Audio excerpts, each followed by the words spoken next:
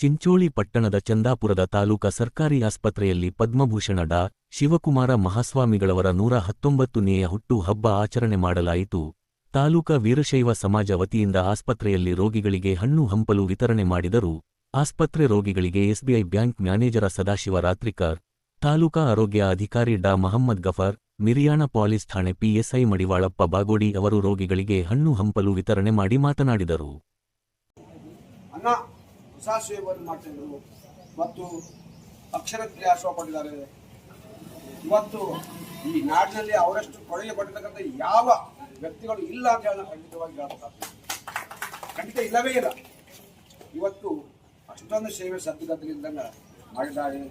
ಇವತ್ತು ಅವರಿಗೆ ನಮನ ಸಲ್ಲಿಸಬೇಕಾದ್ರೆ ಏನು ಮಾಡೋದು, ಅವ್ರು ನೆನಪಿದ್ರಲ್ಲ ಆ ಸ್ಮರಣೋತ್ಸವಕ್ಕಾಗಿ ಇವತ್ತು ಜಯಂತಿಗಾಗಿ ಕಪೂರ್ ಸಾಹೇಬರು ನಮಗೆ ಸದಾ ಬೆಂಗಾವಲಾಗಿ ನಿಲ್ತಾರೆ. ಯಾವಾಗಲೂ ಕೂಡ ನಾವು ಬೆಂಬಲ ಕೊಡ್ತಾರೆ.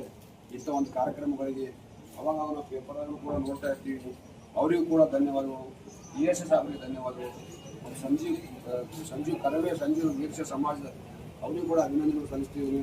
ಇವತ್ತು ಪರಮ ಪೂಜ್ಯ ಲಿಂಗೈಕ್ಯ ಸಿದ್ದಗಂಗಾ ಶ್ರೀಗಳ ಈ ಒಂದು ಅವರ ಒಂದು ನಿಮಿತ್ತವಾಗಿ ಹಮ್ಮಿಕೊಂಡಿರ್ತಕ್ಕಂಥ ಕೆಲವು ಮಠಾಧೀಶರು ಹೇಳ್ತಾರೆ, ಬರೀ ತ್ರಿವಿಧ ದಾಸೋಹಿಗಳು, ನಡೆದಾಡುವ ದೇವರು.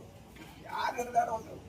ಯಕ್ಷಗಾನ ಇವರು ನಡೆದಾಡುವ ದೇವರು. ಸಿದ್ದಗಂಗಾ ಶ್ರೀಗಳು ನಡೆದಾಡುವ ದೇವರು. ಅವ್ರು ನಡೆದಂಥ ಜನ ಪಾವನ ಆಗಬೇಕು. ಮತ್ತು 10,000 ಜನ ಬಡ ಮಕ್ಕಳು ಇವತ್ತು ಯಾರು ಬಡವರಪ್ಪ